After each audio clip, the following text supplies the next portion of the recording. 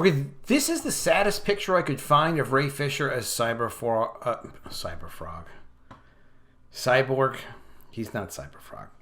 But he is Cyborg, and he looks sad about it.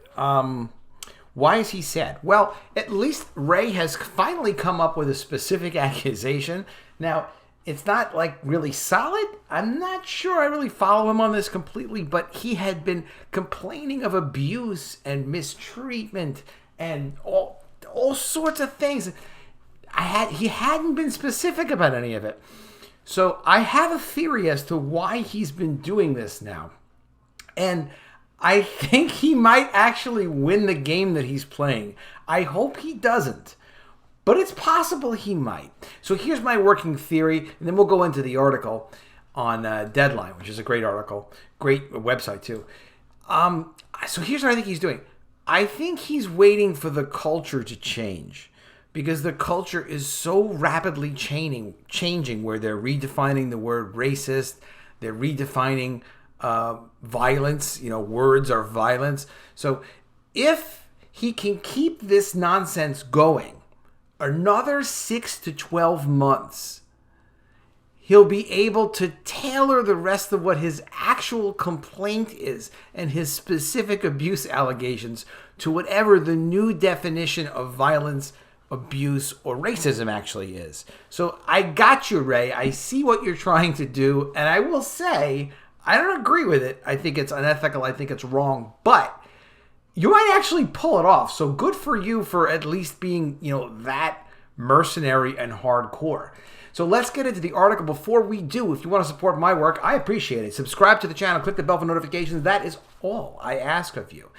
Let's check it out. So this is coming from Deadline. As I said earlier, Justice League investigation. Ray Fisher claims race influenced Warner Brothers reshoots. Because obviously the corporate giant, the multi-billion-dollar corporate giant that is in tremendous distress and tremendous debt, is completely focused on playing race games. Now, is Ray Fisher focused on playing race games? He probably has more time for it than the Warner Brothers guys do, but let's see. Actor Ray Fisher, who played Cyborg in the 2017 Joss Whedon-directed theatrical version of Justice League, has spoken out again about his treatment on the set. In an interview with Forbes published today, Fisher again reiterated prior complaints that the cast was mistreated during the reshoots of the film after Whedon took over from the original director, Zack Snyder. However, Fisher amplified his prior comments by indicating racial issues played a part in the decisions that led to his claimed mistreatment. See what I mean? He's keeping it open-ended. Now, this is completely ridiculous, but again, I didn't originally account for this. And Ray, that's pretty clever. I didn't account for the fact that words are constantly being redefined. Hollywood is completely in evolution and revolution into this new race-based structure. So you keep up your vague stuff. You're going to get, I think he's going to get away with this. You let me know in the comments below if you think I've got this or not. And let's see where this goes. The erasure of people of color from the 2017 theatrical version of Justice League was neither an accident nor coincidence, Fisher contended in the Forbes interview with contributor Shiraz Faruqi. Didn't know I could say Faruqi. I certainly can. Citing several changes, including the diminishment of his screen time. The allegations add a new angle to the prior complaints about toxic conduct by Whedon and other executives on the film. It should be noted that in addition to his work at Forbes, Faruqi is the editor-in-chief of online publication Comic Book Debate, where he has described Snyder's work as masterful. Wow. So there you go. Not a friendly audience necessarily. Warner Brothers has denied his prior allegations, the ones they could make sense of, and claimed Fisher did not cooperate with the studio's investigation of his claims. That would be because they don't understand the struggle. They don't know nothing about the struggle. I gotcha.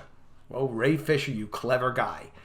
Of particular concern to Fisher in his Forbes interview were statements made during the 2017 Comic-Con panel that praised Whedon. Fisher later retracted his public comments.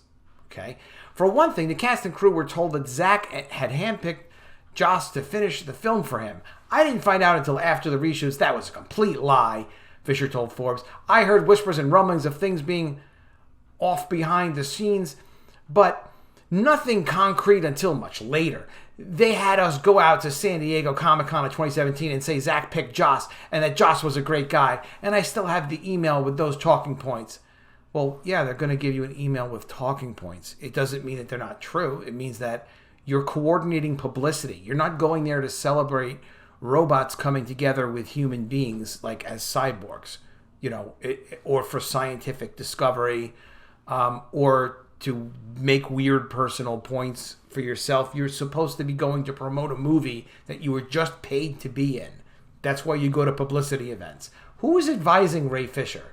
It seems like Colin Kaepernick is advising Ray Fisher, because Ray is playing a whole unique game. Fisher amplified his complaints, claiming the abusive and unprofessional atmosphere on the set was cultivated behind closed doors even before Snyder departed the project.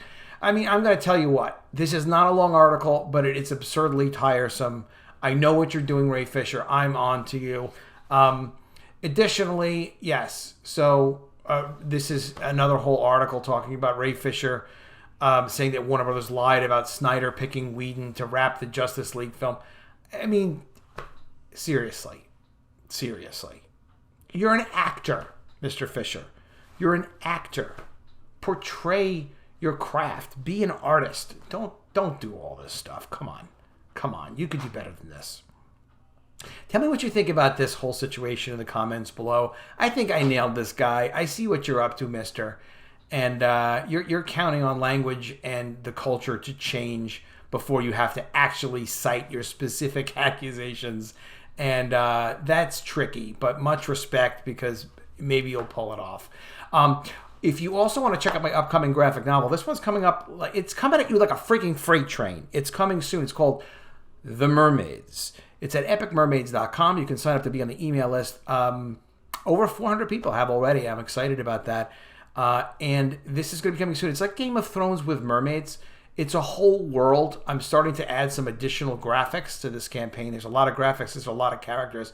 There's a massive number of characters involved in this. It's very well written. It's a whole thought out, self-contained world. I worked with an incredible creative team. I had another editor helping me on this. There were 2 writers that collaborated along with this, a number of artists, and it's just an amazing, amazing piece of work. So you'll get all their names and all the information when the campaign is launched. All right, I will see you again soon with another video. And if I don't see you, I will miss you.